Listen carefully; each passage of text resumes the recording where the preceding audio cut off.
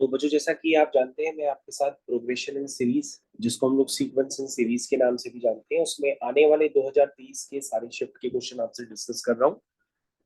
तो सबसे पहले अब मैं यहाँ पे जो क्वेश्चन डिस्कस करने जा रहा हूँ वो क्वेश्चन नंबर है आपका 143। इसको हम लोग अभी डिस्कस करेंगे।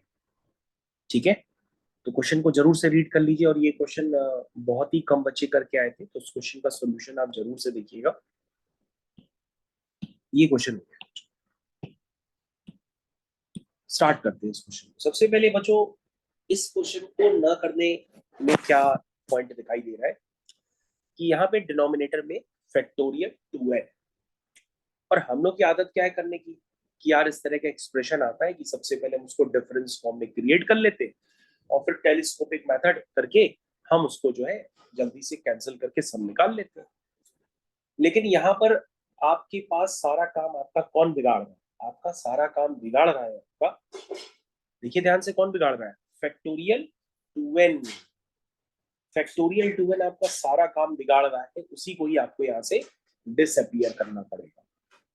तो बच्चों सबसे पहले अगर आप देखते हैं तो ये लिखा हुआ है 2n square plus 3n plus 4, और डिनोमिनेटर में क्या है? Factorial 2n। यही काम आपका गड़बड़ कर। अब बच्चों आप क्या करिए, सबसे पहले फैक्टोरियल 2n का इलाज करिए। कैसे इलाज करेंगे आप इसका?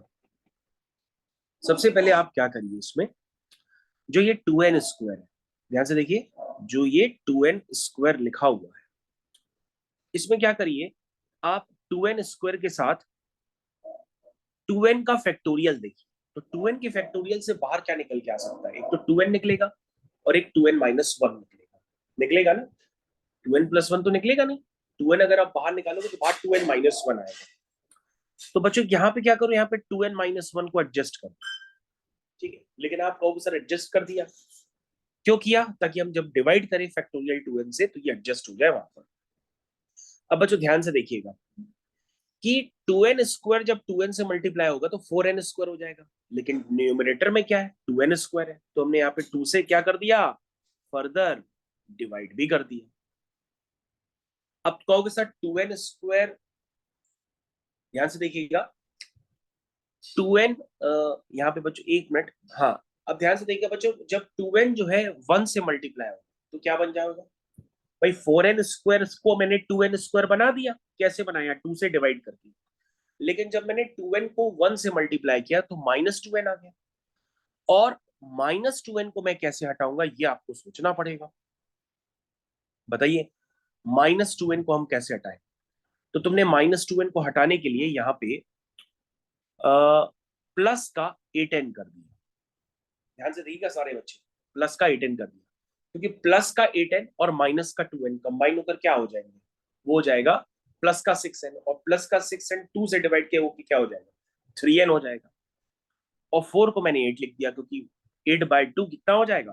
4 हो जाएगा। तो बच्चों यहाँ पे थोड़ा सा मैनिपुलेशन मैंने किया है ताकि मैं फैक्टोरियल 2n को क्या कर पाऊं? एडजस्ट कर पाऊं। सबसे पहले बच्चों आप यहाँ पर देखिए, ये आपको मैनिपुलेशन समझ में आया कि नहीं आया? ध्यान से देखिए, ये मैनिपुलेशन समझ में आया? और नहीं समझ में आया तो वीडियो को फिर से रिपीट करिए और देखिए ध्यान से, तो आपको पूरा समझ में आएगा। अब बच्चों यहाँ पर ध्यान से देखो, यहाँ पर क्या लिखा है? यहाँ पे लिखा है कि 2n और 2n माइनस 1, इसको आप किससे डिवाइड कर रहे हैं? फैक्टोरियल 2n से। फिर बच्चों देखो लिखा है 8n, इसको आप किससे डिवाइड कर रहे हैं?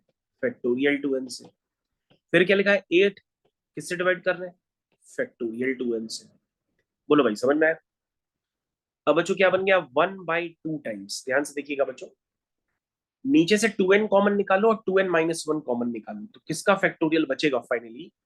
2n माइनस 2 का। ऊपर बच्चों 8n हो गया, नीचे से 2n निकाला तो अंदर क्या रह गया? फैक्टोरियल 2n माइनस 1 रह गया। ये बच्चों आपको पूरा प्रोसेस देखना होगा, समझना होगा, तभी आप कर पाएंगे। 8n है, नीचे से 2n निकाला तो अंदर क्या रह गया? 2n माइनस 1 प्लस ये बच्चों है 8/2n का फैक्टोरियल, क्योंकि यहां से तो कुछ कैंसिलेशन होगा नहीं। अब बच्चों उसको अलग अलग करके लिख देते हैं, तो एक बार आपका बचा है 1/2 टाइम्स फैक्टोरियल 2n माइनस 1, ये बचा। फिर क्या बचा बच्चों, 1/2 से n कैंसिल हो गया, ये बचा 4 अपॉन, ध्यान से देखिएगा, 4 अपॉन कितना बचा, फैक्टोरियल 2n-1, जरा साथ में करते चले जाइएगा, फैक्टोरियल 2n-1, और यहां क्या बचा, 4 अपॉन फैक्टोरियल 2n। बच्चों जरा ध्यान से देखिएगा, मैंने सारे टर्म्स को अलग अलग करके लिख दिया, इतने हमारे पास ये 3 टर्म्स बचे।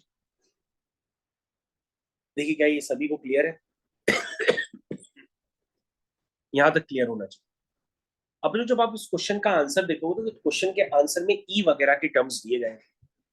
तो सबसे पहले आपको ये पता हो कि ई की पावर एक्स की सीरीज क्या होती है। तो ई की पावर एक्स की सीरीज आप अलग से लिख लीजिए, चलिए मैं आपको अलग से लिख के देता हूँ। ई की पावर एक्स होता है बच्चों 1 plus x upon factorial 1 plus x square upon factorial 2 plus x cube upon factorial 3, ऐसे करके इन्फिनिटी तक चलता है।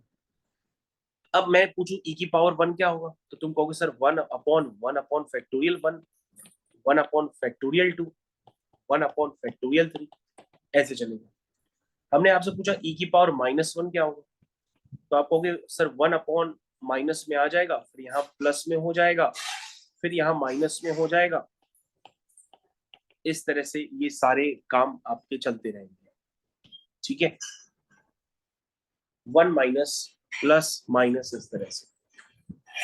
अब बच्चों हमने आपसे कहा कि एक बार भी काम करो, ई की पावर 1 और ई की पावर -1 को ऐड करो, ठीक है, मतलब ये वाली इक्वेशन और ये वाली इक्वेशन को आपस में ऐड करो, तो e प्लस 1/e की वैल्यू बताओ क्या है। तुम कहोगे सर वो आएगी 2 टाइम्स, क्योंकि 1 + 1 हो जाएगा 2, फिर वहां पे बचेगा 2 टाइम्स, बचेगा ना 2 times, 2 upon factorial 2, 2 upon factorial 4, ये सब बचेगा, तो उसको लिखो। इवन वाले टर्म्स बचेंगे, बताइए भाई, ऐसा ऐसा बचेगा ना। जब ऐसा बचेगा तो आप e प्लस 1/e अपॉन 2 को क्या लिख सकते हो, लिखोगे 1 plus 1 upon factorial 2 plus 1 upon factorial 4। और अगर मैं आपसे बच्चों पूछूं कि e-1/e एक बार करके चेक करो, तो तुम कहोगे सर e-1/e करेंगे तो सर वहां पर आएगा 2 अपॉन फैक्टोरियल 1, फिर आएगा 2 अपॉन फैक्टोरियल 3, ऐसे करके टर्म्स आएंगे। और सर अगर हम e-1/e/2 निकालेंगे तो सारे ऑड फैक्टोरियल्स का वो सम हो जाएगा। बताइए क्या ये बात सबको क्लियर है, क्लियर है सबको। और अगर ये बात सबको क्लियर है तो इस बात को बच्चों आप यहाँ पे यूज करेंगे, क्योंकि ये सारे फैक्टोरियल्स यहाँ पे क्रिएट होने वाले हैं। जैसे अगर आप समेशन देखेंगे तो ये समेशन कहा था n=1 से इंफिनिटी, तो जैसे ही आप n=1 पुट करेंगे तो ये क्या हो जाएगा बताइए, ये हो जाएगा 1 का फैक्टोरियल, फिर n=1 के बाद 2, तो 2 2 जा 4, 4 माइनस 1 3, क्या बात समझ पा रहे हैं, 3 पुट करिए तो ये 5 हो जाए, ऐसे करके प्रोसेस ये इंफिनिटी तक आपको चलाना है। यानी कि बच्चों आपको ये समझ में आना चाहिए कि 1 अपॉन फैक्टोरियल 2n-1, इसको आप क्या लिख सकते हैं, 135, ध्यान से देखिए, 1 upon factorial 1, 1 upon factorial 3, 1 upon factorial 5, ये आपकी वैल्यू हो गई e-1/e अपॉन 2, क्या हो गई e-1/e अपॉन 2। अब बच्चों ध्यान से देखो, अब आपको चाहिए, ध्यान से देखते रहिएगा, तो यहां पर बच्चों 2n-1 इस तरफ था, यहां पर क्या था, यहाँ पे था आपका 2n-2। चलो बच्चों फैक्टोरियल 2n-2 भी निकाल लेते हैं, 1 अपॉन फैक्टोरियल 2n-2, इसको भी निकाल लेते हैं। जब आप n इसमें 1 पुट करोगे तो ये क्या हो जाएगा, 0 हो जाएगा, और 0 का फैक्टोरियल क्या होता है, 1 होता है।